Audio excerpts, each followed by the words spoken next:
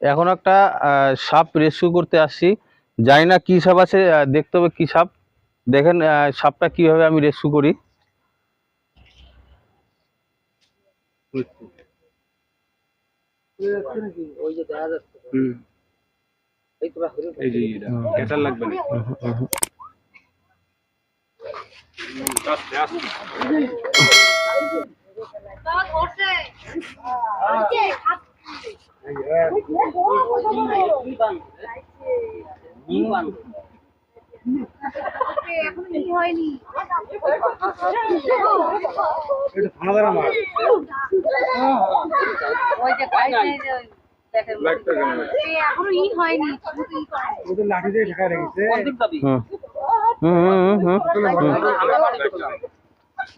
এটা হলো Indian practical cobra, বাংলাতে বলা হয় গোমা সাপ, গোপ্র সাপ। সাপটা যতদূর সম্ভব সাপটা ব্যাং খেয়েছে। দেখেন আপনারা, ব্যাং খায়ে সাপটি নড়তে একটু খুব কমই পারছে। এটা হলো ইন্ডিয়ান প্র্যাকটিক্যাল কোবরা। আলোতে আলোতে চলতে, আলোতে ওইদিকে ওই জিপ জিপ লাইটটা এই বন্ধ করে দে গাড়ির। হ্যাঁ হ্যাঁ হ্যাঁ হ্যাঁ,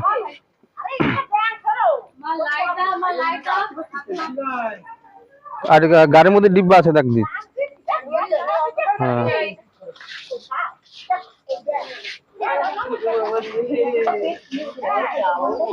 এই দেখেন, এটাকে বলা হয় ইন্ডিয়ান প্র্যাকটিক্যাল কোবরা, বাংলাতে বলা হয় গোপ্র সাপ। এই দেখেন, এটা যতদূর সম্ভব ব্যাং খাবার পরে নড়তে পারতেছে না।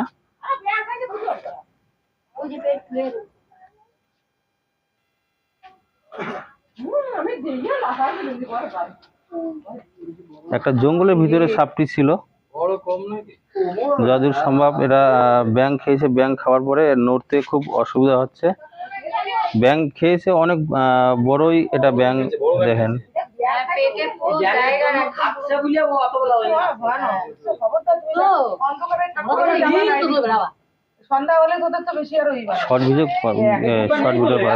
যত বড় সাপ ওর থেকে বেশি বড় একটা জিনিস খেয়ে ফেলছে। দেখেন এখানটায় এর যতদূর সম্ভব ইঁদুর হোক ব্যাং হোক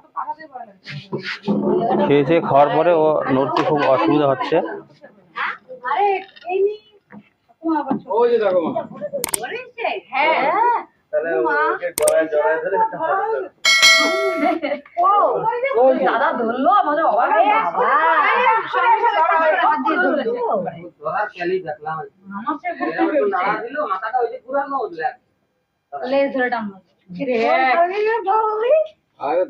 চুপ করো।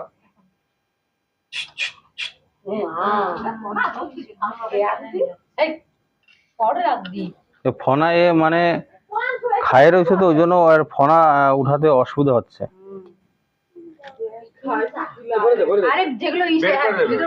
এটা বার করে দেবে ব্যাং এখনই। হ্যাঁ,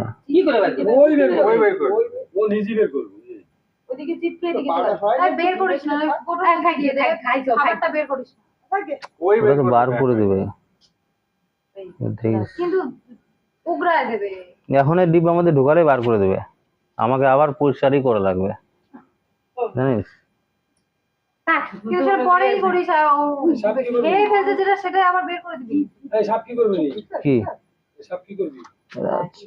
চোপড়া ফরেস্টে সারা লাগবে।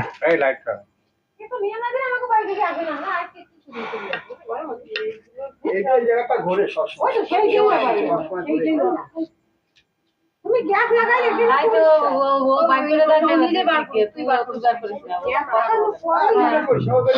ও বার করে করবে। ওই তো বার করবে না, আমি কি আর চাবি বার করবো কি? না বলে বার করে দেবে, বুঝতে পারো দাদা, বুঝলা?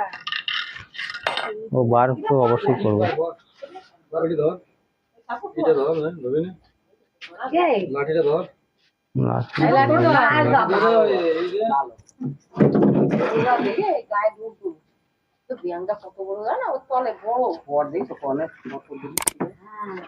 কামার নিচের রাতে আবার মুক্তি না যাচ্ছে না রে নদী সুবিধা হচ্ছে যাবে তো ঠিকই পেটটা ই হয়ে আছে না দাও মুরকি মুরকি মুরকি দাও।